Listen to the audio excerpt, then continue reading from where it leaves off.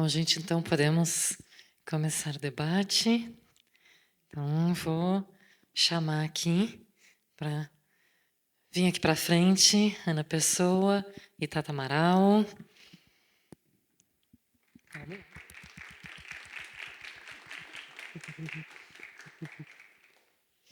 Bom, vocês já apresentei elas no começo.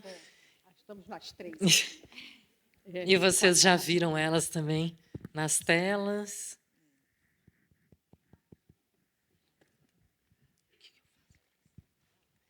Então, a ideia é que seja uma conversa informal mesmo. Acho que como cabe a esse tipo de debate num cineclube, né? Até por isso que pedi para quem quisesse chegar mais à frente. O microfone também vai estar aberto para vocês fazerem perguntas e comentários. E eu queria começar, bom, reforçando, muito agradecimento para vocês estarem aqui. E queria pedir para, nesse primeiro momento, vocês falarem quem é a Carmen para vocês e por que vocês escolheram trabalhar com ela, seja na pesquisa, seja dedicando uma parte grande Vamos fazer desse em primeiro ordem episódio. cronológica.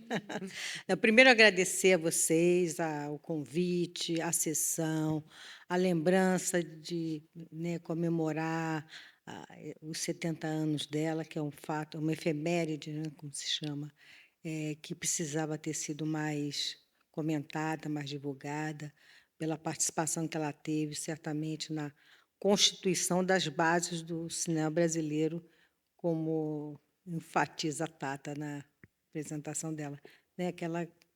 Isso talvez a gente precise enfatizar, né? Ela tinha um projeto de construção de um cinema.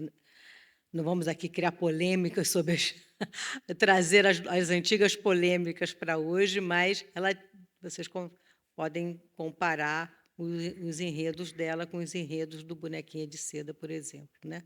Isso pode ficar para uma próxima sessão. Mas há um debate ideológico a caminho, né, em percurso, que a gente hoje não consegue ter percepção clara, porque não temos os filmes, né, como se sabe, mas havia, sim, posições sendo tomadas e um cinema sendo construído.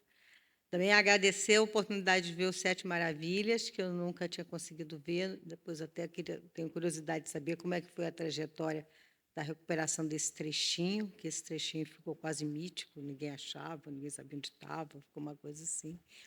E a gente vê também que é né, é um teste de câmera, né? Sem dúvida, estava brincando aqui, a câmera pega daqui, pega daqui. É um teste de câmera, estão fascinados com a possibilidade de ter um equipamento móvel, né, andando pela cidade, né? Isso a gente também tem que ter clareza, né, que os equipamentos eram mais pesados, eles estavam mais fixados, né, nos enquadramentos, nas cenas, nos ambientes, e de repente ele poder sair ali, sobe bondinho, desce bondinho. Adorei, achei. Estava com o Humberto Mauro passeando ali, junto com aquelas tomadas, agradeço a oportunidade de ver.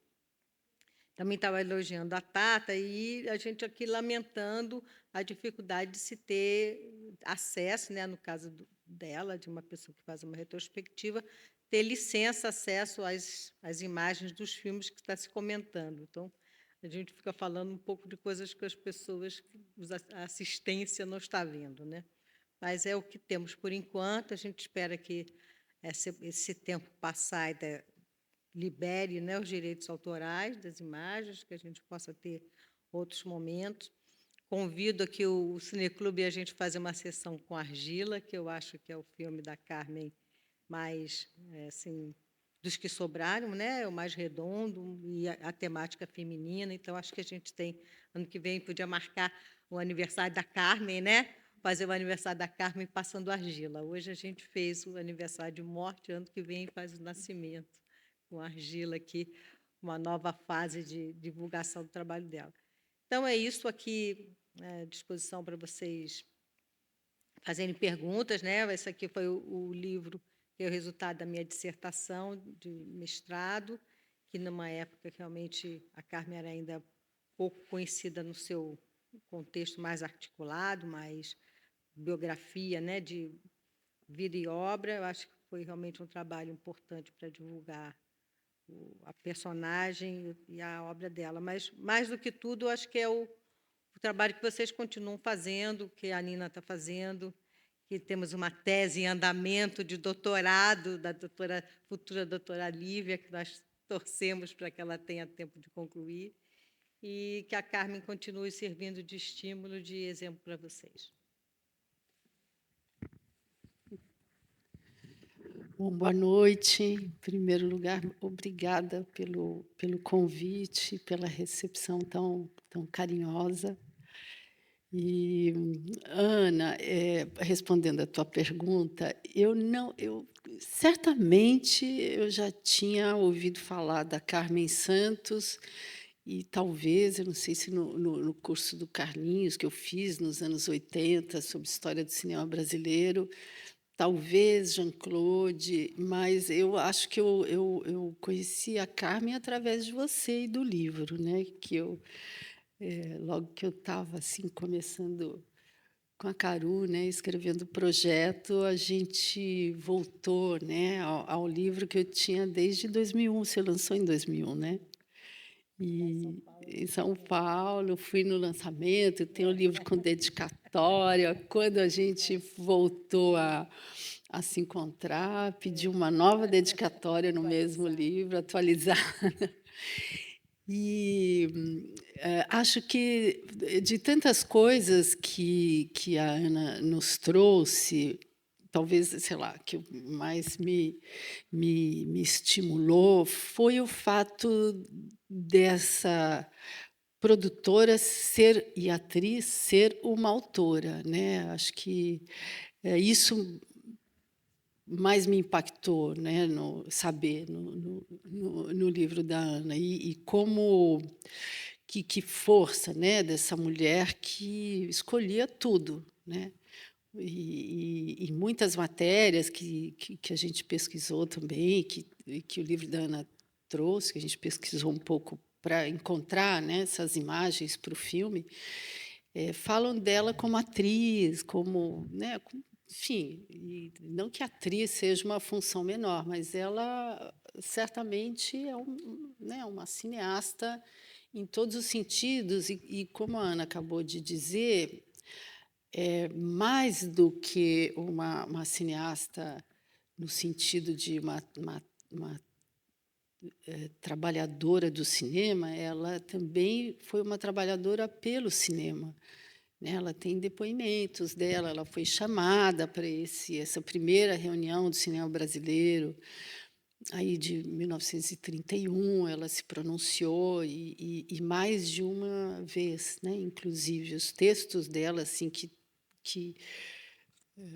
eu já li, né, os pronunciamentos dela sempre foram em defesa, né, de uma linguagem brasileira. E isso faz com que, acho que todas nós, né, nos identifiquemos muito, além, é claro, né, enfim, do talento dela, esse timing, esse olhar, e realmente é uma pena a gente não ter os filmes para comprovar, né? Tem algo que ela fala que o Mário Pedrosa, né, fala dela naquele filme do Sérgio Machado, não é isso? Onde a Terra acaba, que aí você pode falar outra polêmica, você pode falar até melhor que eu, mas, né, ela sempre ali parece que ela eu vi o filme do Sérgio Machado. Ela diz que ela quer ser conhecida como aquela mulher, né, onde a Terra acaba. Ou seja, ela também, como atriz, ela não quer ser conhecida como a mulher do Mário Peixoto, do Limite.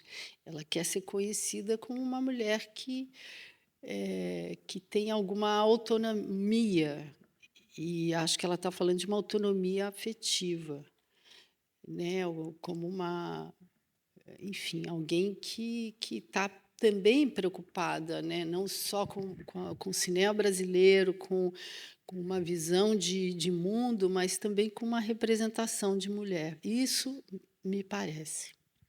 Então, também, né, como você estava dizendo, né, tudo é fabuloso, elas são fabulosas, como você disse, no sentido da fábula, e acho que a Carmen, para mim, acabou se formando, né, como uma fábula, uma representação que nem enfim.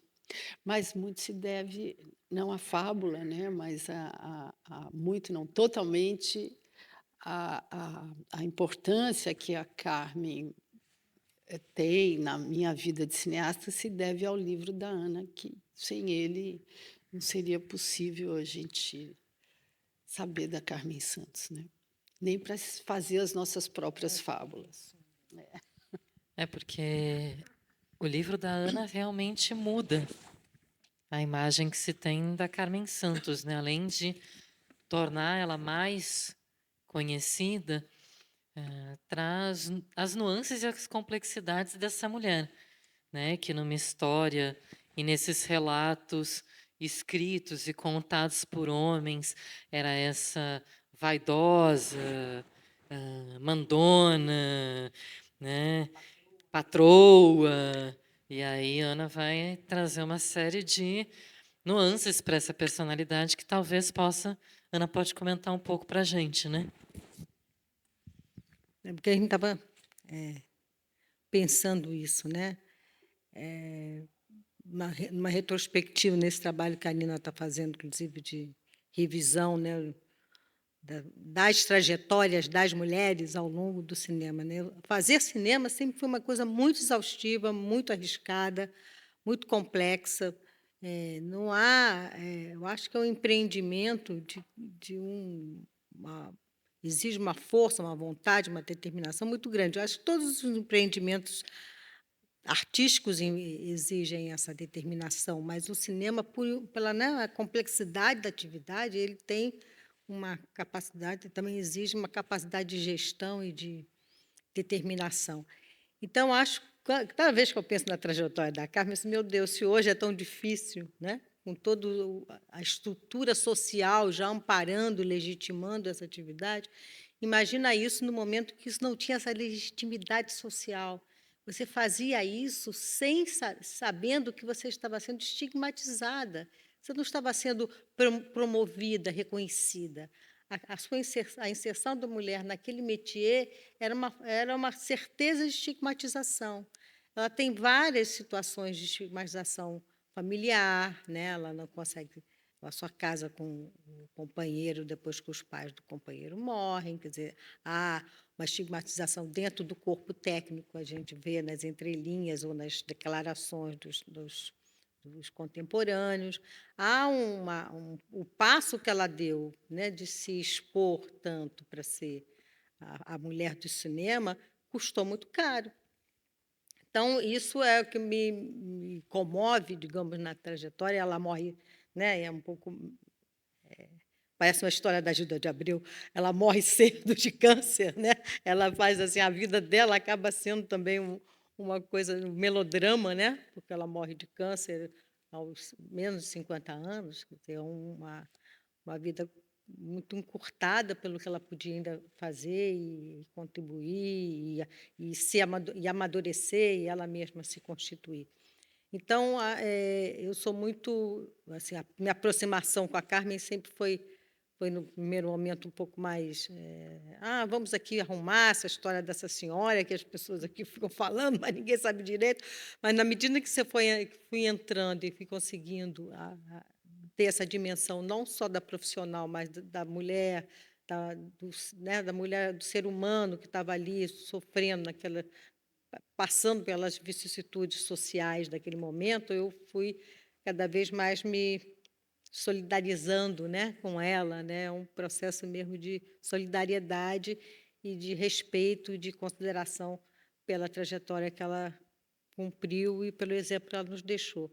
Eu pensei que talvez a neta dela, a Paula, que foi uma pessoa que me ajudou muito na pesquisa, assim, a família do filho, né, do Murilo, foi uma família, ao lado da família que permitiu que eu tivesse essa percepção, né, íntima, doméstica, das contradições, dos preconceitos, das rejeições. Então, eu lamento que a Paula não tivesse podido estar aqui hoje, mas certamente eles estão muito felizes que a avó esteja sendo rememorada e que sirva de exemplo para as novas turmas de estudantes de cinema. É importante a gente lembrar que quando a Carmen começa, a gente agora está no bicentenário da independência, estava chegando no centenário. Né? Então, para a gente ter uma dimensão, né, ela começa a carreira ainda antes do centenário da independência. Agora a gente está no bicentenário, então, para a gente também colocar em perspectiva o que era possível para as mulheres naquele momento, né, e o que ela conseguiu fazer e também os limites do que ela pôde fazer. Né? Não sei se alguém tem alguma pergunta, algum comentário. Sim.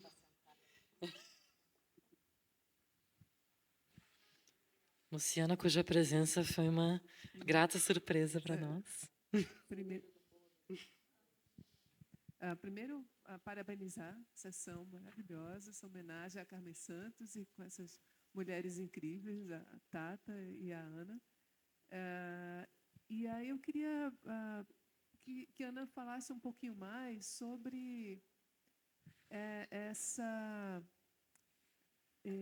preocupação da Carmen Santos também com a própria imagem.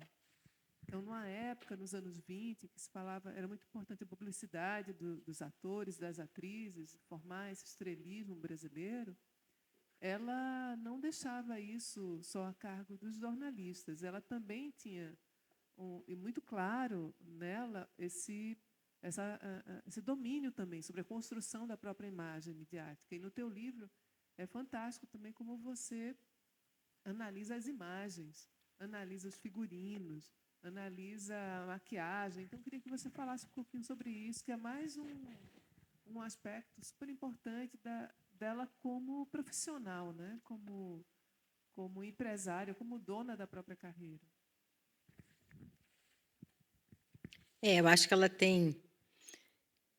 Eu fico tentando pensar da onde que vem isso, né? De que caldo cultural, de que caldo familiar, né? Nós todos trazemos uma cultura, né, familiar, amealhada ali no convívio. E ela vem de uma família muito modesta. O pai, eles são imigrantes portugueses.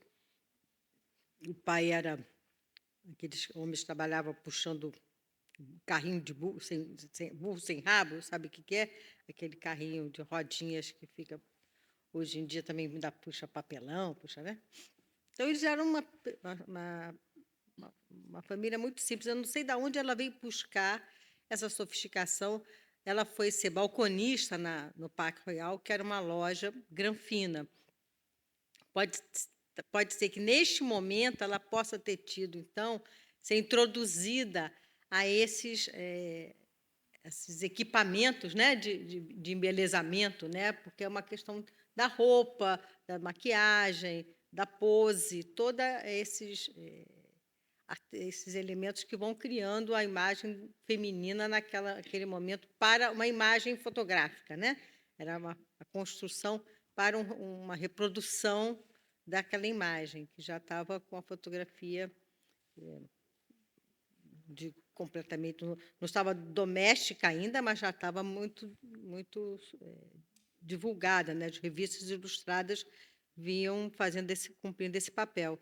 Então, acho que ela, talvez pela entrada dela no Parque Royal e também, evidentemente, que o Antônico Seabra, né, o companheiro dela, que era um rapaz formado na Suíça, viajado, com conhecimento do mundo, certamente também deve ter contribuído para alertar para essa importância da construção da sua persona artística, né? ela já fala em estúdios de cinema, nas primeiras entrevistas, ela já fala da perspectiva industrial nas primeiras entrevistas. Então, este movimento dela sempre foi um movimento numa perspectiva mesmo do negócio cinema. Acho que a questão da fotografia e da maquiagem está dentro desse contexto do negócio, né? Era um negócio que não se sabia muito bem dominar ainda, né? As engrenagens do negócio, né? Eu acho que aquele livro maravilhoso do Paulo Emílio, né? Humberto Malto Cataguases Cinearte, que é uma bíblia, que quem não leu, o estudante de cinema que não leu, não pode ter diploma. Tá? Por favor, fala para o reitor da UF, antes de dar o diploma para o estudante de cinema, tem que pedir aí página 5 do Humberto Mauro Cataguases Cinearte. Porque lá está muito claro isso, como que eles não percebiam ainda a engrenagem, o negócio, o circuito, o lançamento, como é que ia acontecer esse público. Estavam experimentando, né? Estavam se experimentando. Então, acho que, respondendo um pouco a Luciana, a minha perspectiva é essa, que ela investiu na fotografia, mesmo porque a fotografia era um pré-anúncio, né? Criava o devir de uma coisa que talvez como não veio, né? Quer dizer, a FAB, que é essa empresa que ela anuncia, na verdade é uma fabulação, né? Ela não faz, é uma marca, é um marketing, é uma imagem, né? Para ser vendida pelas revistas, nas revistas ilustradas, mas ela já tem esse ponto de vista até do corpo dela, né? Tem umas fotos dela desnudas, quer dizer, tem uma sexualidade, uma sensualidade que está sendo ali, ela optando por isso, né? O próprio enredo dos dois filmes, né? A carne e são enredos erotizados, né? Sensualizados, em torno de jovens. Então, há toda uma construção também relacionada à sua própria experiência, à sua própria trajetória de jovem, né? Sensual, se constituindo. Mas isso trabalhando sempre nesse pé também da pragmática do negócio. Então, acho que esses dois pezinhos dela que fazem ela uma pessoa mais complexa, mais interessante.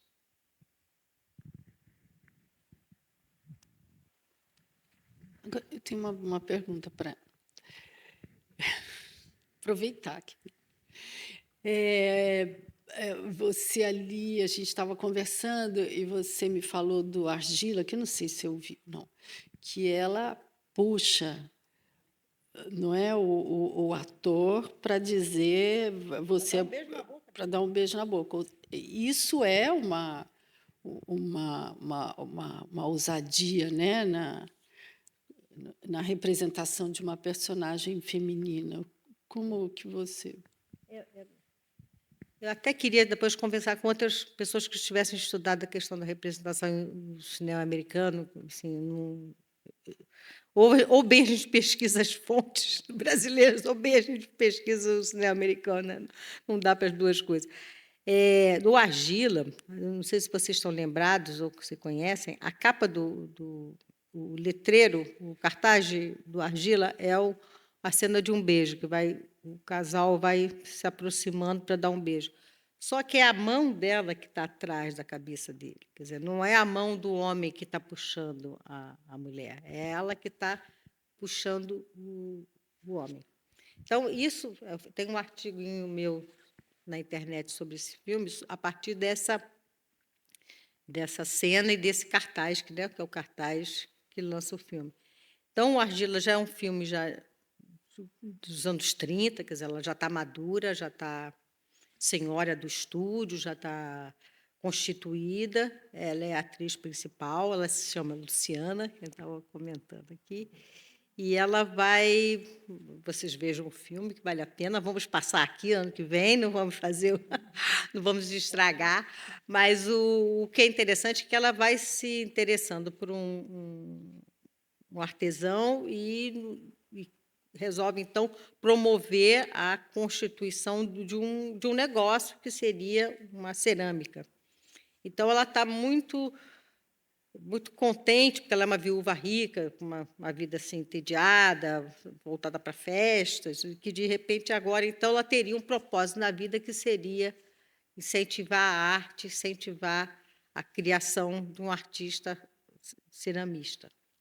Então, acho que esse personagem da Luciana traz esse discurso da mulher dos anos 30, 40, que é uma mulher que quer ser um ser ativo, quer ser um ser produtivo, quer ter a sua inserção social, econômica.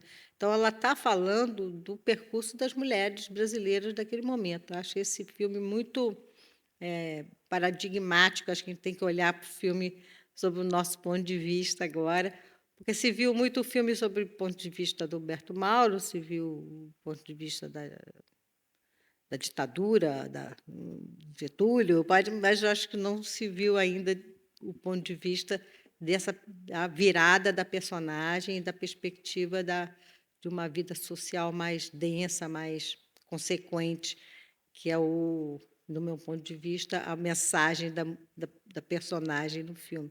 E que está muito coerente com ela, que tinha acabado também, né, de concluir a sua... Só que, no lugar de fazer uma cerâmica, ela tinha feito um estúdio de cinema e estava promovendo a arte brasileira na medida que ela podia, e, naquele momento, envolvida com Inconfidência Mineira, que é um assunto que vai nos trazer outro dia aqui, não é, Lívia? Só para falar dela. Não, mas acho que a gente pode falar um pouco do Inconfidência hoje, né? Daqui a pouquinho podemos chegar nele também, né? Todo um assunto, mas é todo um assunto, mas vale a pena a gente passar por ele em algum momento hoje, né? Eu queria pegar uma coisa que está na série, né, da Tata, que está na fala dela, que é essa defesa dela do cinema nacional. E, para além disso, desse engajamento dela, né, num projeto de Brasil, na própria importância que o cinema poderia ter como um novo livro, né, um livro ajustado àquele momento. A gente pensar que o Brasil tinha aí feito, né, 100 anos de independência um pouco antes, que a gente está no governo Vargas. Então, pedir para vocês falarem um pouco disso, né, desse engajamento dela no cinema brasileiro, mas também num projeto de Brasil, de uma forma geral. Bom, o que eu posso dizer... Agora eu estou um pouco misturando, mas a minha memória aqui está... Mas Muitas mulheres, né? Você trabalhou muitas mulheres. muitas mulheres. Não, mas o que eu estou misturando é outra coisa, porque você, no livro e também na entrevista, Ana, chama a atenção, né, bastante para a coisa empresarial, o fato de que a Carmen não estava, você usa essa expressão, né, starlet, ela não estava interessada apenas nesse papel. E aí eu não sei se eu li no teu livro ou se depois eu li em alguma das revistas, mas acho que você fala disso no livro, né, sobre o papel dela no cinema brasileiro também. Quer dizer, é uma pessoa que não é que ela ganha dinheiro com o filme, que agora eu não me lembro qual, mas você vai lembrar, e vai comprar equipamento de som com esse recurso, ou que vai, sei lá, fazer uma viagem. Ela parece estar querendo investir num tipo de filme. Agora é o som, então vamos trazer né, para o cinema brasileiro e para as produções brasileiras o som. Eu acho que acho tão significativo, né, que ela tenha... Assim, imagina, né, tudo bem, o sufrágio universal, acho que o voto feminino é de 32. né? E tudo isso acontece nessa década de 30 e logo depois teve né, o golpe de Estado. A gente tem esse contexto histórico, mas eu acho que para né, eu, como cineasta, acho muito relevante que em 31 uma mulher está falando, né, em prol do cinema brasileiro. Isso, para mim, é uma luz.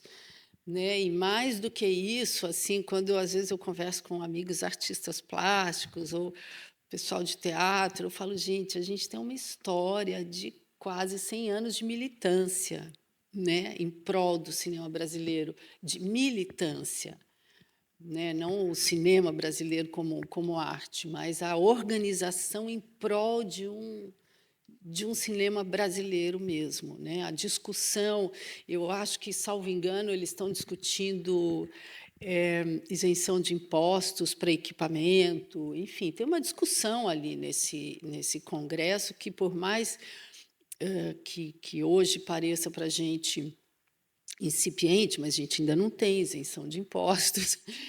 E né, acho um farol, assim, uma coisa muito relevante que ela tenha feito parte disso ainda. Não sei se foi esse o caso ou não, mas ainda que ela tenha sido chamada por ser uma estrela, porque ela, né, me parece que ela usava esse status de estrela a seu favor e ao favor do seu projeto empresarial e de cinema e de representação do feminino, parece, né? Tudo isso, acho que estamos falando da mesma pessoa. Mas se você pensar, quer dizer, quem seriam os grupos, né, nesse congresso? Você tem, quer dizer, quem está articulando, quem está discutindo politicamente, são professores, são cientistas, quer dizer, havia uma inteligência pensando em educação, e onde se viu o cinema como um veículo importante para ampliar, né, assim, acelerar, digamos, o processo educacional, né, que sempre foi uma outra questão também, né, perseguida desde o começo, né, o cinema como um veículo da educação. Então, tinha a questão comercial do cinema poder ser exibido nos cinemas, que a conquista do curta-metragem na tela é uma grande conquista. Você poder mostrar essas cenas filmadas, quer dizer, para o público que estava indo ao cinema, isso é uma maravilha, porque eles só tinham visto ainda filmes estrangeiros. Quer dizer, você vê mesmo do Ceará, ver um Pão de Açúcar filmado pelo Humberto Mauro, é uma novidade, é uma contribuição, você está impregnando a retina deles com uma imagem que não conhecia. Quer dizer, a gente não tem essa dimensão, né, de como que o mercado e as ofertas de imagens eram fechadas, né, no circuito comercial padrão. Então, essa lei do curta, com todas as questões que pode ter, se vai ser ligeiro, se não vai ser ligeiro, a filmagem local, com técnicos locais, vai criando mão de obra, vai criando ambiente tecnológico, vai criando familiaridades com equipamentos, quer dizer, a fomentação de uma indústria, certamente. Então, acho que essas batalhas todas que eles fizeram, que depois vamos retomar nos anos 70, 80, quer dizer, a gente volta com isso, vamos retomar agora com os streams, vamos retomar a discussão das telas, isso está sendo sempre retomado, não é isso? O direito de você filmar no Brasil e exibir o seu produto no Brasil. Essa pedra de toque vocês vão levar para o século XXI adentro, com outros suportes, mas a briga é sempre essa. E é uma briga, e os grupos poderosos que são, né, que te deixam abrir um pouquinho a janela, mas não escancarar, né? Tem limite nisso. Então, acho que eles estavam percebendo isso, estavam percebendo que onde eles estavam se metendo, né? Aquilo era novo, eles não conheciam. Acho isso muito interessante. Eu fiquei muito emocionada vendo essa série aí, o pedacinho do Humberto Mauro aqui mostrando o Pão de Açúcar. Assim, meu Deus, que felicidade que ele devia estar lá com aquela câmera filmando aquilo. Então, é isso, né, de se apropriar, né, se apropriar do métier, se apropriar do fazer. Né? Acho que é isso que eu mais encantava eles. Né? De novo, o Paulo Emílio fala muito disso no Cataguases, né? Como é que era o encantamento de você filmar, de você ver depois a sua imagem montada, né? Um filmezinho sair dali, aquela história acontecer. É uma oportunidade, uma conquista, né? Uma felicidade, uma realização que eles ficaram perseguindo. E veja que era um jogo de poderosas, quer dizer, se não é o Roquete Pinto, se não são os educadores, o Adhemar Gonzaga vinha de uma família rica, não só que deu uma base econômica para ele começar, mas, mais do que isso, as influências. Era uma sociedade muito estratificada. Então, você tinha que ter acesso às pessoas, acesso aos empresários, acesso aos militares, acesso aos jornalistas, você tinha que poder circular numa determinada faixa social.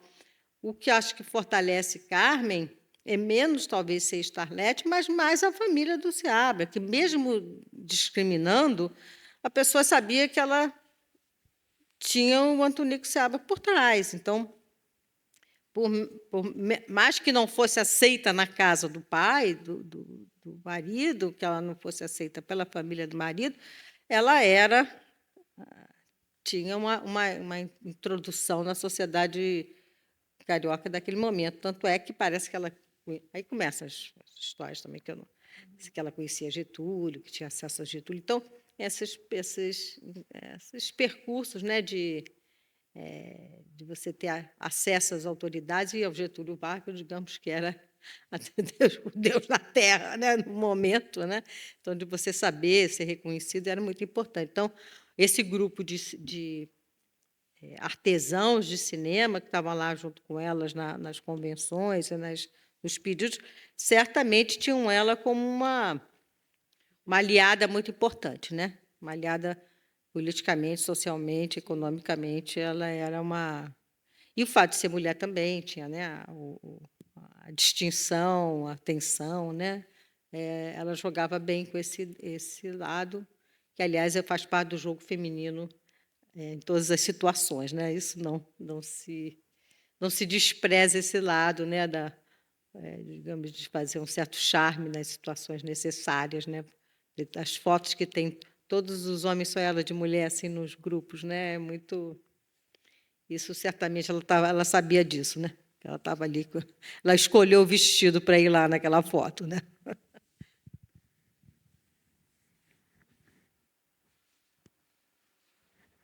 Tá funcionando? Não, né? Sério? Boa noite. Não, eu queria dizer primeiro que eu estou que nem pinto no lixo aqui, porque eu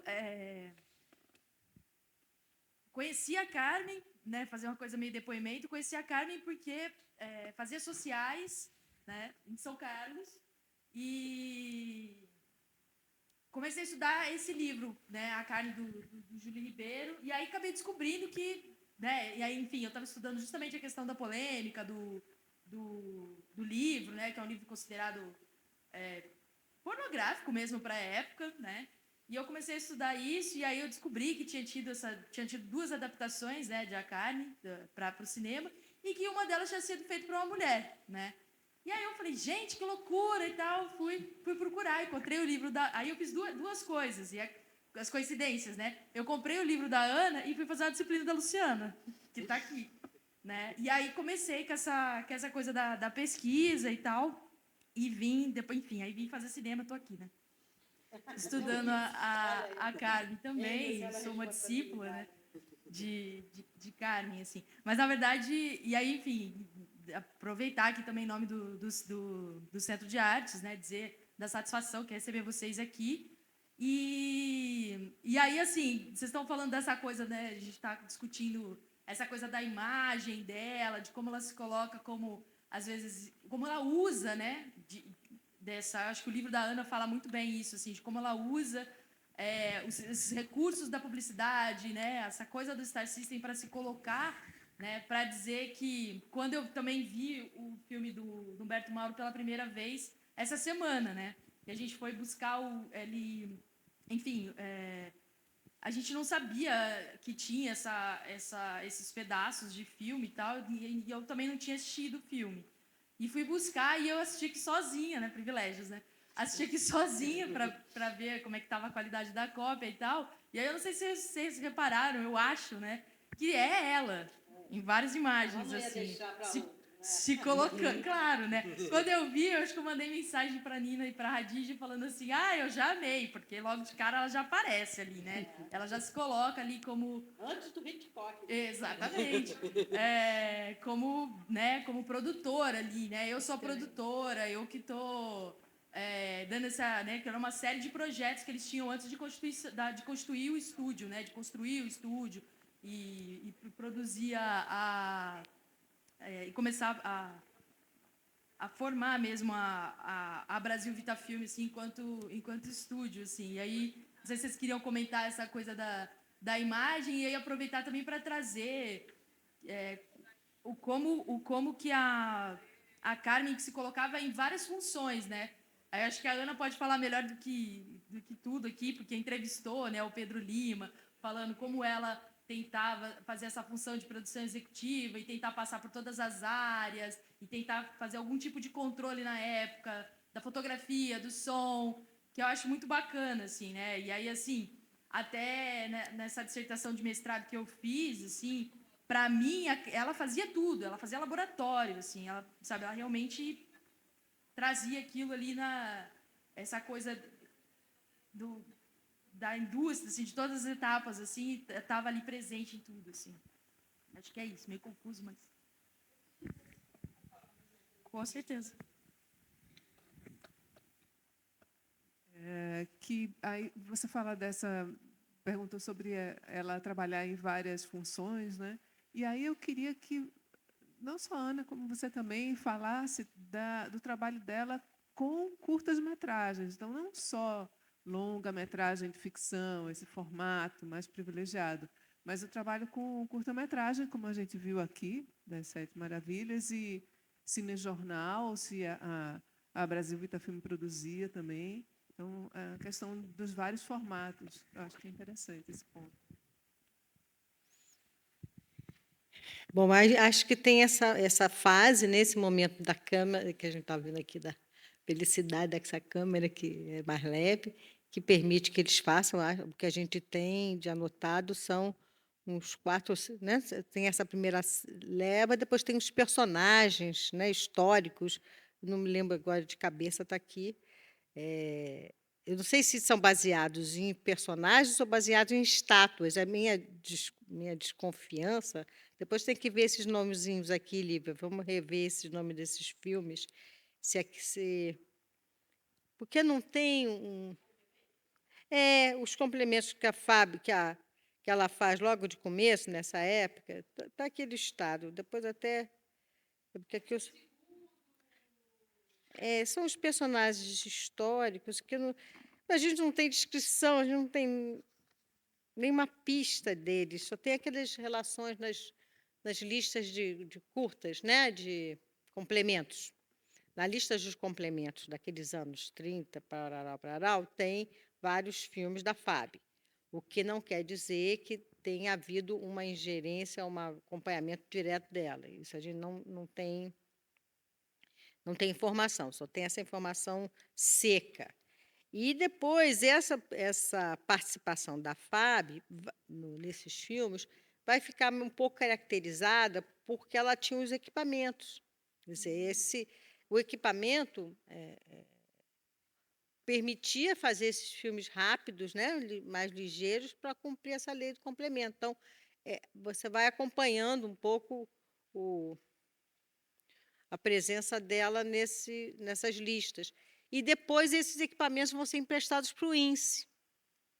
Também ela se associa ao INSE e ao Humberto Mauro. Então, às vezes, tem o Humberto Mauro fazendo um filme que vai parar no complemento, mas o filme também está no INSE, entendeu? Uma costura ali de viabilizações, né?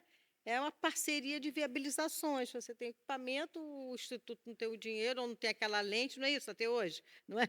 Me empresta o seu tripé, eu levo a lente.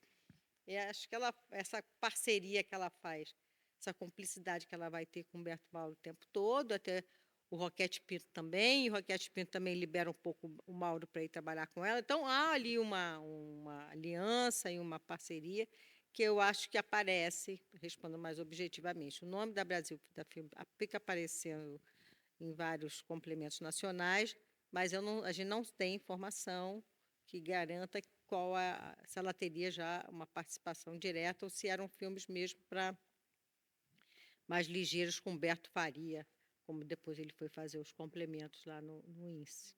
Né? Não sei se ela se envolveu nesses curtas. Ela vai se envolver, o que a gente conhece de fotos, também não sei o grau de envolvimento. Já no fim da Brasil Vita Filme, já no fim da vida dela na Brasil Vita Filme, umas cenas de inclusive, grupos de pessoas que a gente não consegue identificar os filmes, é uma agonia. Eu tentei bastante, posso até depois passar as fotos para ver quem consegue. Grupos de pessoas de filmes, já desses filmes de segunda, que vão ser feitos lá no fim dos anos 40, aquelas chanchadinhas mais ligeiras, que não são as chanchadas da Atlântida, eram as grandes chanchadas, mas tinha uma segunda fila de chanchada. Então, tem lá umas chanchadinhas que tem, me parece, aquele grupo ali eram pessoas mais simples, assim, você vê que é uma equipezinha assim mais técnica, assim, né? Um grupo curioso de se estudar quem são aquelas pessoas. Aí ela vai voltar para o Lulu, né? Com a história do Rei do Samba, que é suposta refilmagem do Favela dos Meus Amores, mas eu acho que isso também é uma construção que vai ser, né? É mais outra fábula. Mas só para fechar, quer dizer, eu acho que nessa câmera do Sete Maravilhas, a gente pode tentar pensar um pouco como era a câmara do Favela Meus Amores, na favela, né? Como que teria sido as externas do Favela dos Meus Amores, né? Que eu acho que era uma coisa, evidentemente, foram externas ligeiras, né? Também, né? Acho que eles não tinham também essa disponibilidade da favela assim tão amigável, não sei. Não temos notícia, né? O que a gente tem é de fotos que não são na favela, são no alto do morro, junto da igreja, numa situação mais protegida, e nunca tinha visto externas do Mauro na cidade. Pode ser isso aí, agora eu fiquei vendo se mexeu. Que ele podia ter apontado para aquele morro, que o morro está lá, né? A gente tinha que olhar para aquele morro e tentar pensar como era aquele morro lá nos anos 30. Então, mais alguma coisa? Não, vou pegar o gancho do que a Luciana falou, para a gente comentar o quanto que essa produção da Carmen também foi diversificada. Né? A gente teve esse longa-metragem de ficção, então esse produto considerado mais nobre, mas também cinejornal e os complementos e esse pensamento de produtora mesmo, né? De entender que não ia ser com o longa-metragem de ficção que ela ia conseguir se manter, né? Se manter nesse negócio de cinema, manter o seu estúdio, né? E as articulações que ela fazia com isso, não só com essas pessoas do cinema, né? Nessa união em que a Ana falou, né? Que é até hoje, né? Eu te presto meu tripé, tu empresta a lente, esse tipo de coisa, mas também essa tentativa de articulação com essa intelectualidade, né? Até, enfim, toda essa lenda em torno do próprio contato com o Getúlio Vargas. Né? Então, esse pensamento dela, essa capacidade de articulação e de diversificar, acho que é uma coisa que muitas vezes ela, e a Ana vai falar muito sobre isso no livro, né? Vista como essa mulher que sai fazendo sem pensar e anuncia um monte de projeto e não conclui nada, né?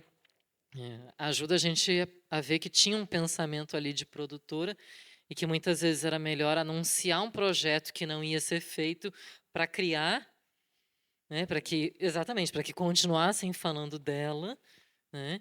Mas também o quanto que isso acabou repercutindo durante décadas na imagem dela como essa pessoa que amadora, que não sabia o que estava fazendo, que não conseguia terminar nada, esse tipo de coisa, né?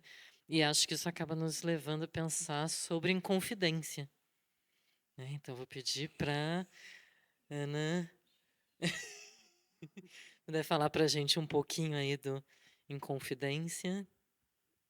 Olha aqui, tem um pedacinho aqui, só falando do negócio do curta, Humberto Mauro, acho que é no depoimento por Carlos Roberto, contando que Humberto Mauro, uma cobertura jornalística para a 7ª Feira Internacional de Amostras, solicitada por Lorival Fontes, então diretor do Departamento de Propaganda, né, e Difusão Cultural. Humberto comenta: resolvi fazer, com o material da Dona Carmen, um documentário sobre a Feira de Amostras.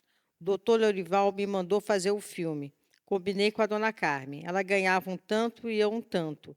Quando recebi 3 contos e tanto do documentário, ou 4, fui lá dar à Dona Carmen. Ela não quis, disse que eu poderia ficar com dinheiro. Muito gentil. Cheguei em casa, foi uma festa danada. Então, assim,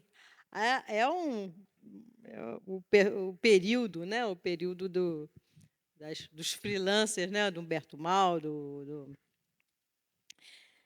em Confidência Mineira, a gente tem que esperar acabar ali a tese da nossa querida, porque é tanta fabulação, né? Mas eu acho que mais interessante, assim, de novo, né? A gente especula do filme que não viu, jamais terá visto.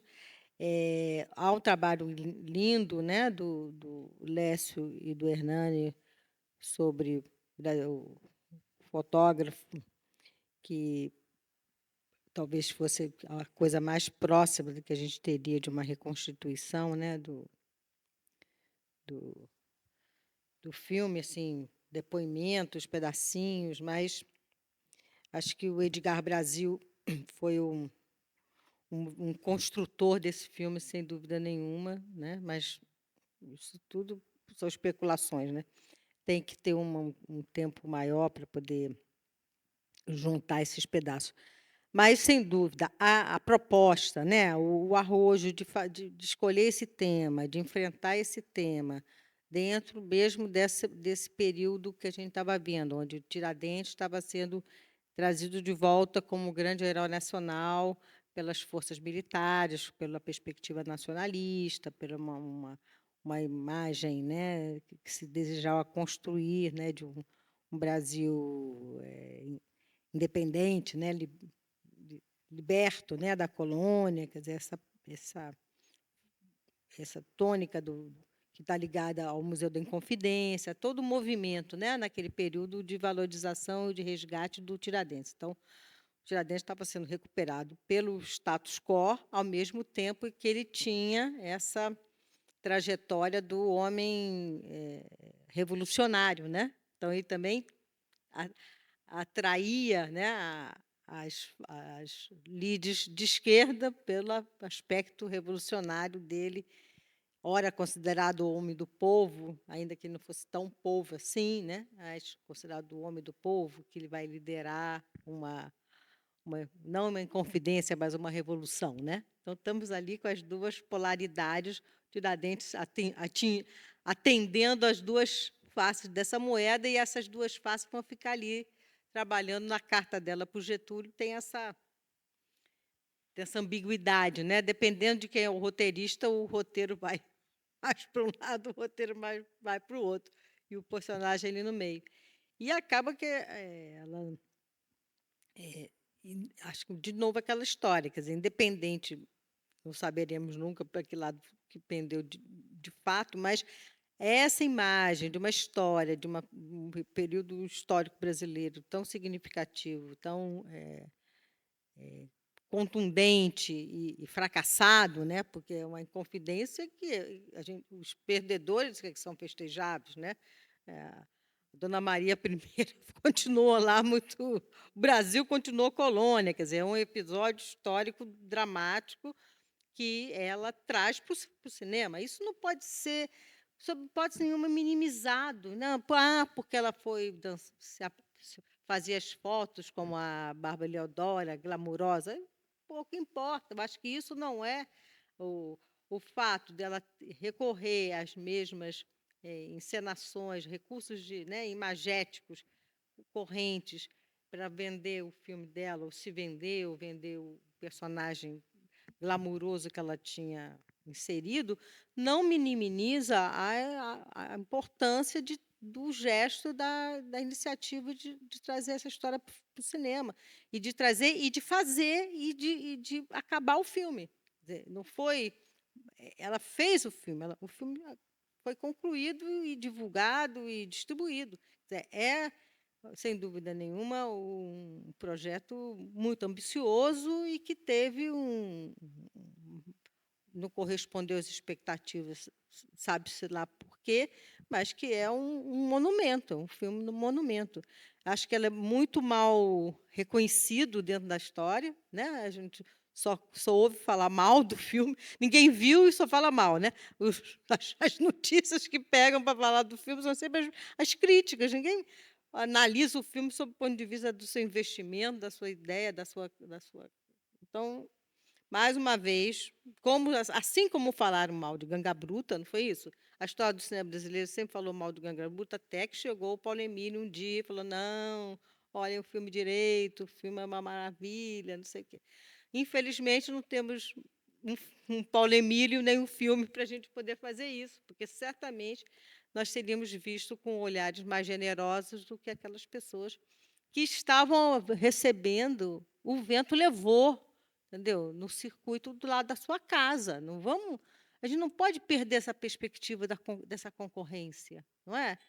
Que filme épico pode rolar perto do vento levou, entendeu? Que também levou 10 anos para ser feito. Vamos até um bom exemplo, porque em termos de saga de produção é outro, né? 10 anos para ser feito e vem aquele negócio colorido, som estereofônico, todas as salas, parará, parará, arrebentando o mundo, né? O filme mais visto no planeta. Você está lá com o seu filme preto e branco sobre uma história triste que todo mundo já sabe o final, não é? Tentando levar a plateia, né? Pois é, ela tentou. Teve ela não brigou com o Severiano também? Que justamente fez uma espécie de proteção contra o filme dela, ou não? Estou enganada. Tem uma briga de circuito, que ela queria um circuito que não deram, mas é isso. O cara não vai dar o circuito porque já está tem um pacote. Tem um pacote vindo aí, minha filha. Não vou conseguir, não vou abrir para você as datas. Não é isso? Ela já tinha sofrido com argila e vai pegar com. Agora, isso a Lívia vai trazer para a gente esmiuçado, cortadinho, assim, tintim por tintim, porque isso a gente precisava saber. E, de novo, as nossas fontes são, né, de difícil acesso, quem tem o material não abre mão, não deixa ver, não é isso? Temos sempre as dificuldades de. O pouco que sobreviveu, ainda assim, não é acessível. Então, os pesquisadores vão enfrentando os desafios e abrindo as portas, né? Sim, só vou falar um negocinho só sobre Inconfidência mesmo, que é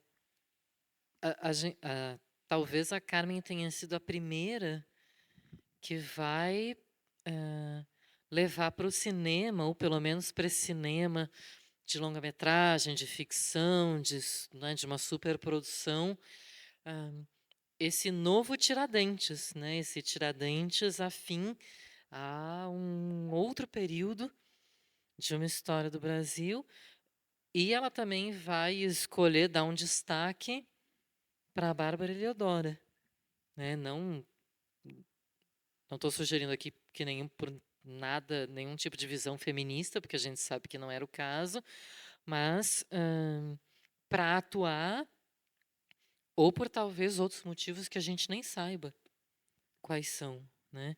E Tati escolheu falar também do Inconfidência Mineira na tua série, né? Então queria também pedir para tu contar para a gente como que, né? Como, por que que o Inconfidência entra ali também. É por causa da Ana.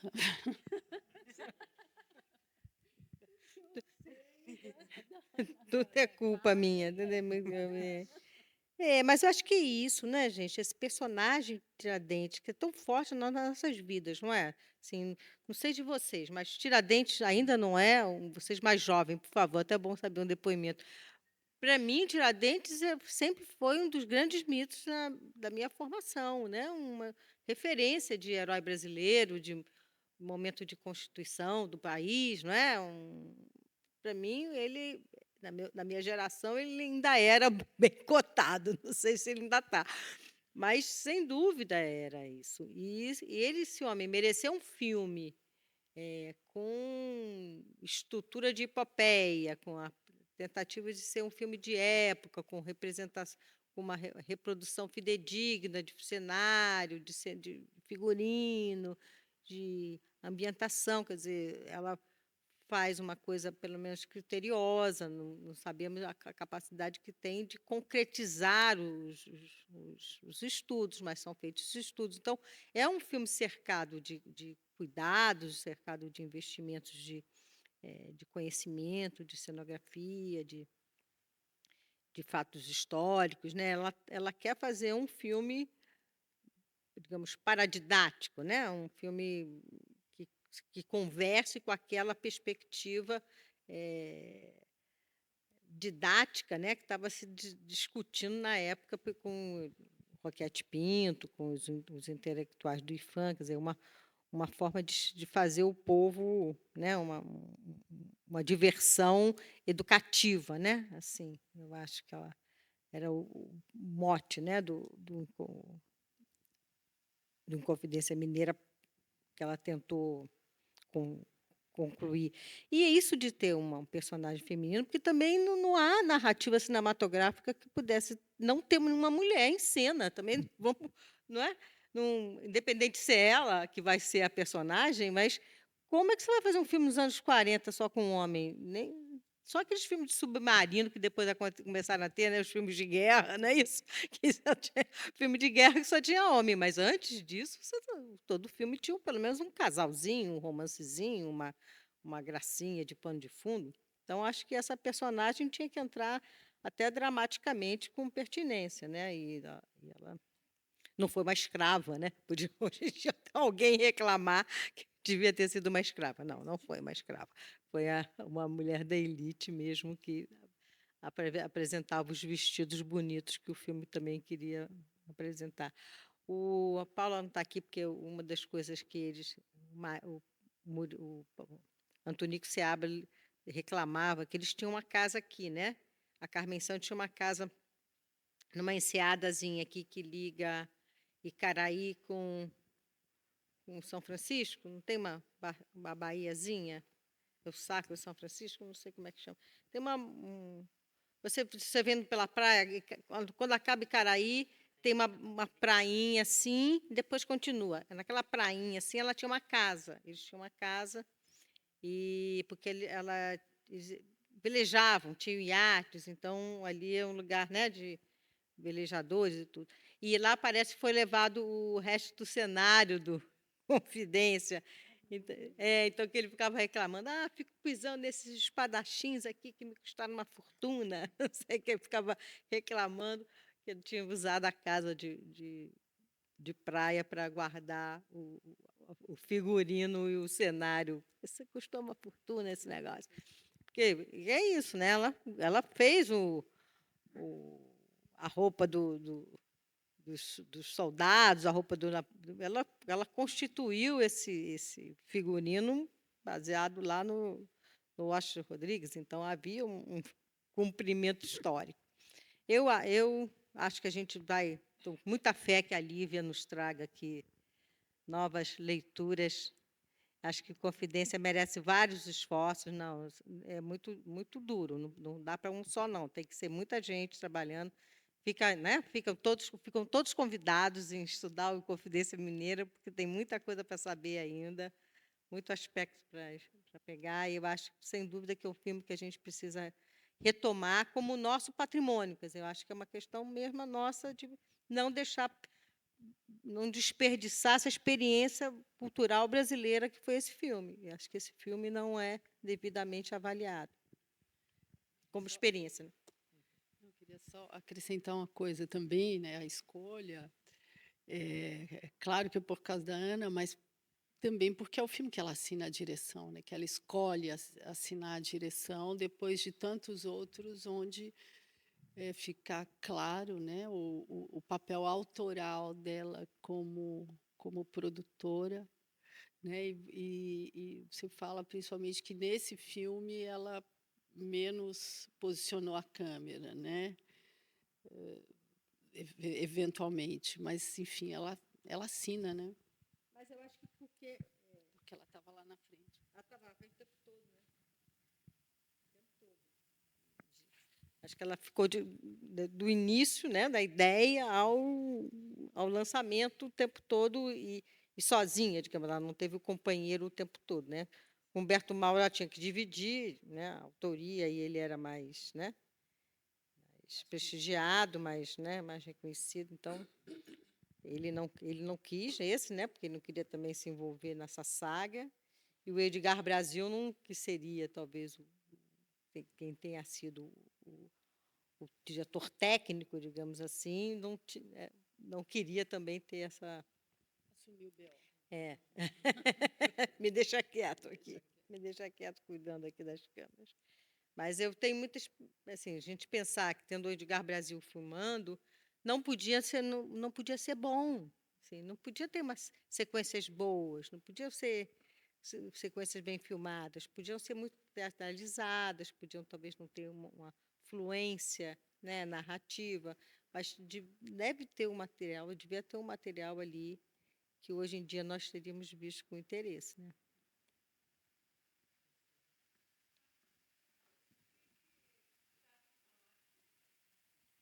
Queria que Tata falasse do trabalho dela como pesquisadora para fazer a série, né? Não só como diretora, tal, mas para fazer o roteiro você pesquisou bastante. Então, como foi seu trabalho de pesquisadora?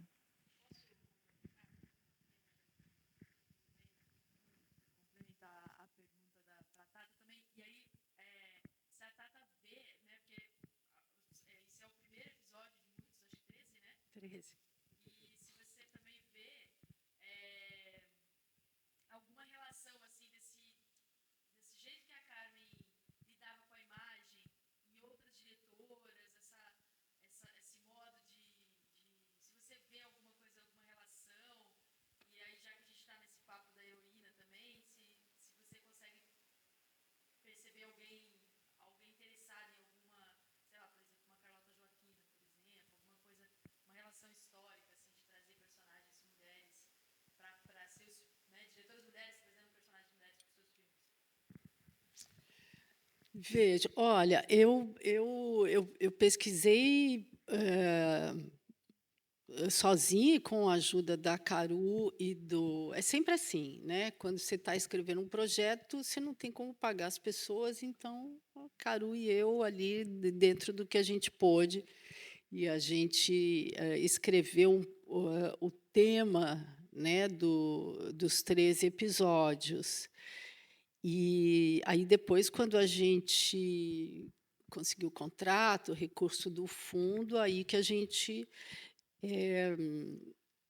contratou, né, pesquisadoras. E aí a primeira coisa foi redesenhar os 3 episódios, porque como tudo demora muito tempo, né, foi esses 5 anos, 5 não, acho que 4, foi o tempo de perceber a importância do cinema indígena, de conhecer Edileuza e Adélia Sampaio, sabe? Enfim, uma série de informações sobre né, a nossa realidade cinematográfica para poder redesenhar esses episódios. Então, uma das primeiras coisas foi estabelecer as trajetórias e escolher de quem que a gente ia falar. Né, esse foi um trabalho assim que durou os 3 primeiros meses da pesquisa e depois, a partir daí, eu fiz as escolhas e aí mais 3 meses, mas aí para ir atrás da, da, da, da história, né, das personagens, mas mais do que a história, eu estava também buscando, e é por isso que desde o começo eu estou aí pagando o mico de estar diante das câmeras, é porque eu quis deixar claro que não é eu não estou fazendo uma historiografia, mas eu estou propondo um olhar, né? Que eu queria que muitas pessoas fizessem, outras protagonistas, e tivessem outros olhares. Aí a série ela vai falar do que eu acho, né? Tenho sempre tive essa certeza de que, como socialista que eu sou, de que a história é escrita, depende de quem conta. Né? E a história que a gente conhece do cinema brasileiro, ela sempre foi escrita por homens, brancos, cis, essas coisas que vocês já devem estar cansados de saber e de refletir sobre isso. Cansados não, porque, mas enfim, que faz, né, a gente refletir sobre o que a gente sabe.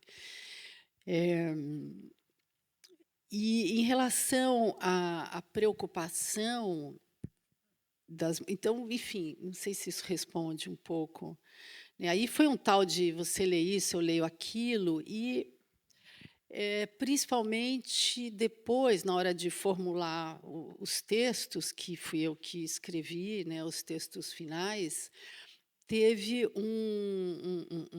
sei lá, o que eu acho um pouco, né, que pode ter sido uma falha da nossa produção, é que não tinha depois que eu reformulei os textos, eu formulei os textos, eu queria ter podido contratar de novo, a pesquisadora para checar as coisas que eu escrevi. Então, eu sei que tem uma informação errada num capítulo em que eu cito que o filme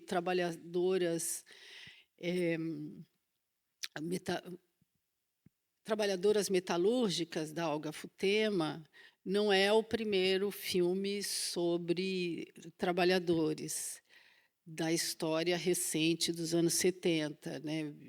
Enfim, no livro Como Filmar Operários, tem um filme do Bodansky, que é anterior. Então, acho que faltou um pouquinho, sabe, uma revisão de pesquisa após o texto.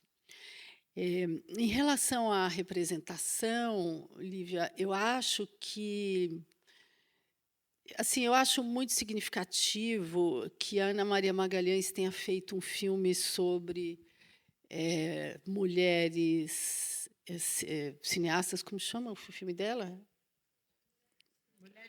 Mulheres de cinema. Né, ela estava atrás, né, de compreender o papel de atrizes, de diretoras. Eu acho muito significativo que a Carla Camurati faça, o Carlota Joaquina. Aí eu acho muito significativo o filme da Teresa Trautmann, Os Homens que Eu Tive. Ela fala, eu só via as mulheres que eu tive, mulher para cá, mulher para lá, eu vou fazer um filme Sessão da Tarde, ela diz. Os Homens que Eu Tive. E aí, a história toda do filme dela, que também, né, incrível, assim, o filme foi massacrado num momento, né, não tem uma cena de sexo, o filme é massacrado pela censura, e né, partilha ali do mesmo ano que outros filmes, que têm sexo, filmes que fazem sucesso, enfim. Então, né, a Rosângela Maldonado, ela vai fazer como é que é? A Deusa de Ébano, né, ela inverte um pouco essa história aí da pornochanchada, né, e cria, enfim, essas personagens malucas. Eu não vi, nunca vi os filmes, mas vi as fotos, já está bom, assim, adoraria ver os filmes, mas as fotos são muito representativas, né, de mulheres poderosas, aí os homens submetidos, né, são todas meio gregas, assim, deusas gregas. Eu acho dominatriz, exatamente. Eu acho também muito significativo que, né, nessa década de 60, 70, né, em que o corpo das mulheres é explorado, né, ao máximo, né, o corpo nu, enfim, a praia, a mulata, etc., você você tem a Letícia Parente escrevendo Made in Brasil no próprio pé, né. Então, acho que essas pessoas estão o tempo inteiro, né, mexendo com representação, e acho que os anos 70 foram muito importantes, para mudar, para que o cinema feito por mulheres mude, né, essa representação, por mais que isso, né, essa onda esteja levando muito tempo para chegar, né. Mas a verdade é que hoje, por exemplo, em todas as plataformas, até onde eu sei, não existe uma sala de roteiro que não tenha, participação de mulheres negras. Tudo bem que, né, existe um questionamento, tudo bem não, existe um questionamento, inclusive, né, que eu vejo das mulheres negras, é que a gente não quer ser a única voz dissonante, né, a gente quer ter maioria, a gente quer contar as histórias, mas acho que a gente, de alguma forma, vai evoluindo na representação, mas não basta evoluir, enfim, ser mais representativo, né? É preciso que, enfim, o capitalismo é capitalismo, né? Precisa ter gente dirigindo canais, dirigindo distribuidoras, mulheres, né? De todas as raças. Você vai falar do cinema indígena, por exemplo, é completamente apagado e as representações são muito potentes, por outro lado, né, quando você vai olhar para lá. Então, acho que não é que basta ser mulher para mudar, mas é muito interessante como as mulheres mudam. E como a própria Carmen, né, dentro do arcabouço daquele momento, queria outras representações, queria interpretar outras mulheres, né, e a gente não pode dissociar isso desse movimento dela para a produção, para poder escolher os projetos que iam ser feitos, poder viabilizar determinados projetos, né. Eu quero ficar brigando pela Carmen Santos, mas eu acho que a gente colocar os outros personagens femininos do cinema brasileiro naquele momento. Que mulheres eram representadas pelo Ademar Gonzaga? Que mulheres estavam sendo representadas pelas outras iniciativas cinematográficas dos anos 30 e 40? Né? Eram as mulheres americanizadas, né? Americanas brasilizadas, né? As mulheres da sociedade, glamourosas, etc. Tal. Então, acho que ela não pode não ver que ela faz uma reflexão sobre isso, né? Ela propõe alguma coisa de diferente, né? A presença dela traz uma diferença. Eu fico só lembrando um pouco desse percurso, né, na Embrafilme, né? Eu trabalhei na Embrafilme de 79 a 89, né, da abertura ao Collor, né, ao Collor. Não foi o Collor, não, foi antes do Collor, já tivemos problemas. Mas o que a gente via é que as mulheres estavam entrando, quer dizer, elas estavam vindo do curta-metragem, elas estavam se constituindo como produtoras, se constituindo como autoras, curta-metragistas, tentando entrar no longa-metragem, que, como disse antes, é uma aventura por si muito difícil, que se você não tem uma credibilidade anterior, é muito complexo, muito difícil você conseguir atingir os meios, né? Porque você conseguir um financiamento, conseguir a confiança de uma equipe, conseguir a confiança de um elenco, é um processo de liderança e de amadurecimento profissional que a pessoa precisa ter estrada para chegar. Ela não pode chegar do zero, né? A Carla Camurati vinha de não sei quantos filmes que ela tinha participado. Ela não vem do zero para Carlota, né? Ela vem do cinema, né? A Norma Bengel vinha do cinema para fazer os filmes. Então a pessoa precisa de uma trajetória anterior para conseguir pegar aquele, não, o comando, né? E eu achei isso. A gente estava vendo elas chegando, os meios podendo, elas terem acesso e conseguirem se constituir como autores e como depois pessoas influentes no meio e com, né, politicamente importantes. Ainda que a gente tenha visto, talvez elas tenham, as que fracassaram, né? Porque a gente também tem que ver os filmes, que é interessante também, é uma pesquisa aí para vocês. Os filmes que não foram concluídos. Mas foram, o que acontece quando o filme não conclui? O que acontece quando a pessoa fica com a dívida? O que acontece quando dá errado? Eu acho que isso aí era um bom tema. Bom tema, sim. A Norma Beng, eu acho que talvez seja uma referência mais conhecida, mas outras pessoas também não conseguiram concluir. O que aconteceu com isso, né? Não é nem o fracasso, né? A filha de uma desses cineastas que teve dificuldade na vida dizia isso. Olha, quando você perde o glamour do sucesso, você é descartado, né?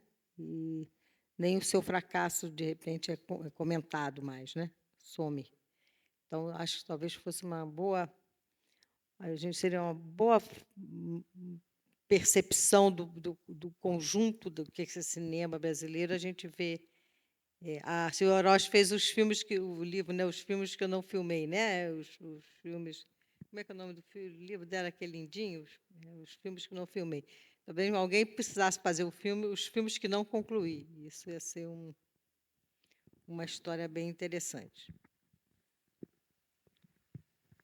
Alguém tem mais alguma pergunta ou comentário?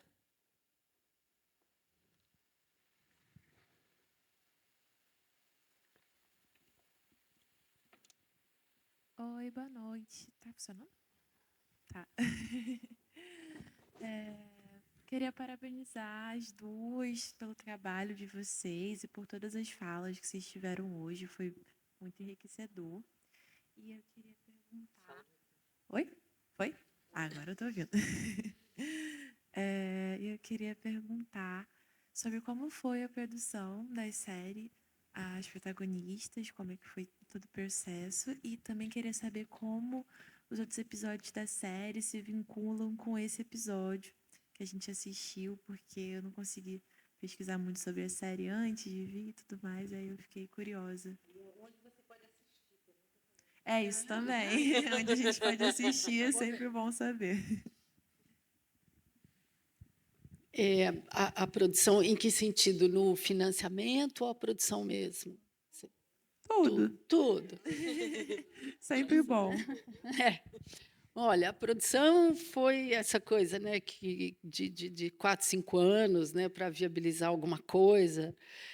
E aí, quando você finalmente consegue o recurso, o orçamento é de 4, 5 anos atrás, quando a gasolina era X, e hoje, por exemplo, só para citar a gasolina. Então, que hoje é um exemplo importante. Mas a produção foi isso, assim, principalmente por causa desse coletivo que a minha filha fazia parte, né, o Vermelha, a gente teve vontade de refletir sobre o cinema feito por mulheres e se perguntar como seria contar a história do cinema brasileiro só a partir de filmes feitos por mulheres, só a partir de estudos feitos por mulheres, só a partir do olhar, né, das mulheres, já que até hoje a gente só conhecia o cinema brasileiro, só conhece, né, o cinema brasileiro a partir dos filmes dos homens. Só entrar ali no saguão desse cinema aqui, Lívia, né? Só tem filme de homem ali. Tá. Tá bom. Bem, então vamos mudar isso para a semana que vem. Isso aí. Mas, então, a gente escreveu, fez essa pesquisa, né, nós mesmas, sobre o que seriam os episódios, e a gente apresentou para um monte de canal, e não por acaso, o único canal que gostou da ideia foi o canal Cine Brasil TV, onde vocês podem hoje assistir a série, que é dirigido pela Teresa Trautmann, que era já inclusive a gente demorou para ter essa ideia, não é nem que demorou para ter essa ideia, que é um canal mais modesto e, portanto, né, com menos recurso. E foi o único canal que topou, né, exibir essa série. E aí o sistema do fundo setorial é você com um contrato de pré-licença que você vai devolver para o fundo, você vai ao fundo e o fundo financia a série, e esse contrato de pré-licença é 5% do recurso do canal. Então, é por isso que é pouquinho.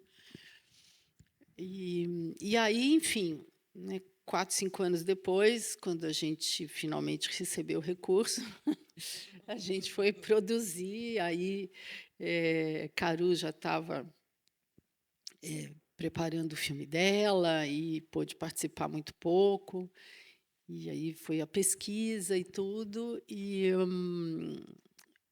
a gente redesenhou os episódios, fomos, né, elegemos as cineastas, fomos até as pesquisadoras, as próprias cineastas, mas também as pesquisadoras e produtoras, eventualmente. No caso da Suzana Amaral, por exemplo, ela já estava bem ruizinha quando a gente foi filmar.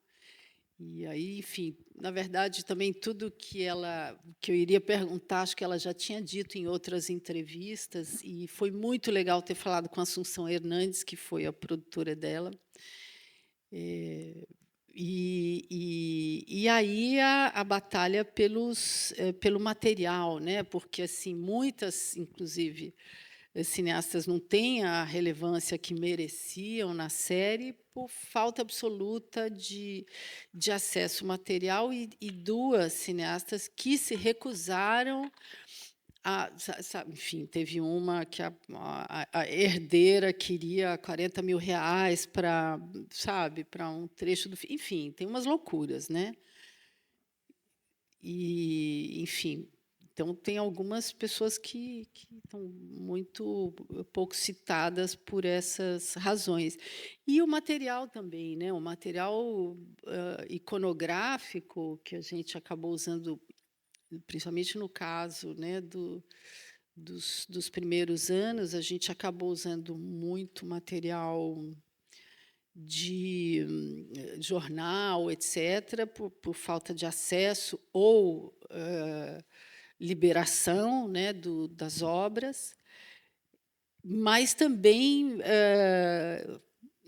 cineastas vivas ou obras recentes que não estão digitalizadas, né? Então também sofre outra de outro problema, né, de acesso, enfim. A gente enfrentou em 2019 já essa crise da Cinemateca, né, de também não ter acesso nem às fotos, às vezes, sabe? O acervo, assim, chegou um momento que eu não lembro quem falou assim: olha, Tata, é melhor você pedir 20 fotos do acervo, e não mais que isso, porque a gente não vai poder dar conta. Isso fotos, né, sem falar de filme, sem falar dos filmes que estão lá, uma cópia, mas estão em 35, e você não pode, né, digital. Então, eu estou falando, eu não sei para quem que estava perguntando. Ah, ela. Estou olhando no vazio, assim. E então, enfim, acho que todo mundo que pesquisa ou que faz filme, né, de época enfrenta essa dificuldade. Eu sei que alguns filmes com mais recursos realmente conseguem pagar, e aí podem ser mais ricos, inclusive de acervo, né? E tem gente que compra os filmes quando compra mesmo o filme inteiro e restaura, etc. E aí, né, tem mais acesso também. Tem que chamar. Então, gente, vou pedir para a Tata e Ana fazerem, né, uma fala final, alguma coisa que vocês acham importante falar e que ninguém perguntou para vocês, para a gente encerrar essa nossa sessão Setentando Sem Carmen Santos, que já recebi o sinal de que estamos no tempo, né?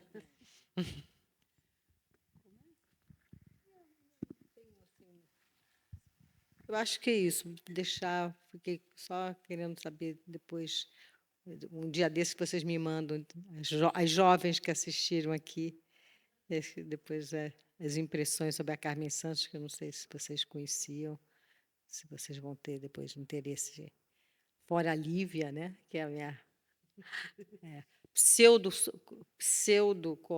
sou pseudo co-orientadora dela, tá? Não, pseudo, porque eu não consigo achar a orientanda, mas é uma orientadora em busca de uma orientanda. Mas eu acho que é isso, chamar a atenção de vocês, que tem muito material ainda para ser estudado. Por vezes a gente vê assim, um trabalho completo, assim, o meu livro, eu acho que certamente foi uma grande contribuição, ele foi muito aplicada. Naquela época, inclusive, o mestrado era de 4 anos, tive que conseguir uma bolsa, que foi a Nina, depois já tem esses dados todos sobre o livro, mas eu não quero que esse livro impeça que ninguém volte ao tema e que faça novas investidas, e que eu acho que tem muitas coisas ainda que podem ser ampliadas e vistas sob outras perspectivas, e, em especial, o Sangue Mineiro. Tá? Fica aqui o convite para quem quiser. Lívia também já levantou material para 3 teses, então a gente nunca consegue dar conta de tudo que levanta, né? Tem sempre materiais possíveis de serem investigados, os roteiros, né? Tem muita coisa que, se alguém tiver em busca de um tema, procura a gente, que a gente pode põe para dentro da roda da Carmen Santos, não é isso?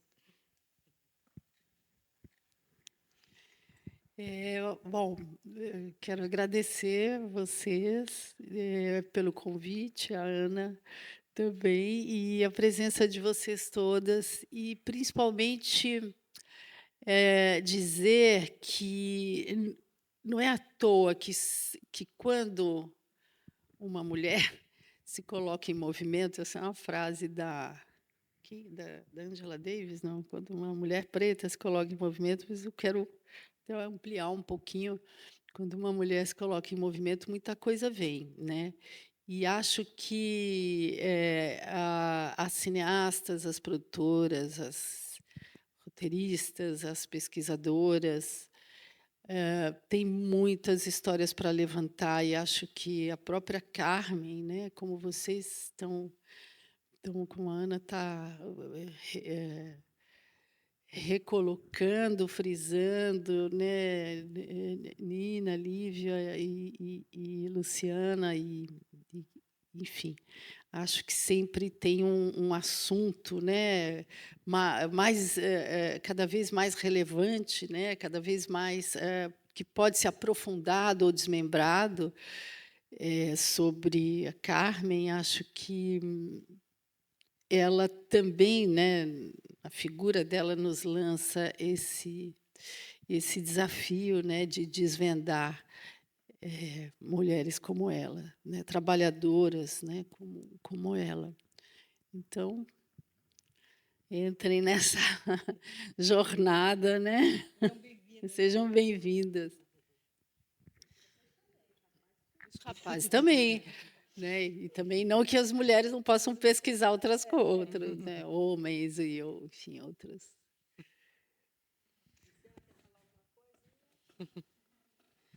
Então, gente, agradecer mais uma vez, Ana e Tata, por estarem aqui, a vocês que vieram a todo, né, ao Cinearte UF, né, por mais essa sessão aqui nessa nossa casa, a nossa equipe, né, enorme, maravilhosa, e que faz tudo isso no amor, como todo mundo, né, no cineclube, como a maioria, né, nos cineclubes e como tantas coisas no cinema. A gente vai divulgar em breve qual vai ser a nossa sessão de outubro e agradecer a vocês, né, essa é uma sessão que a gente quis muito fazer, né, por conta dessa data, dessa efeméride, desses 70 anos sem Carmen Santos. Fica a nossa homenagem, né, e o registro a essa data. Uma pena que não houve, né, o número, né, de atividades e de sessões e de debates que a data merecia. Né? Acho que é uma coisa que a Ana falou bem no começo, que vale a pena a gente frisar, né? Esses 70 anos sem Carmen Santos, com uma ou outra, salvo uma outra exceção, acabaram passando em brancas nuvens, o que diz muito do tanto que a gente ainda tem para fazer, né? Sobre a Carmen e sobre tantas outras datas, principalmente vinculadas às mulheres do cinema, que acabam passando e a gente, né? Mas acho que o Quase Catálogo vai divulgar bastante na internet e vai atingir um bom público. E as próximas datas ligadas à Carmen, as outras mulheres não vão passar assim tão, né, tão indiferentes. Obrigada, gente. Boa noite.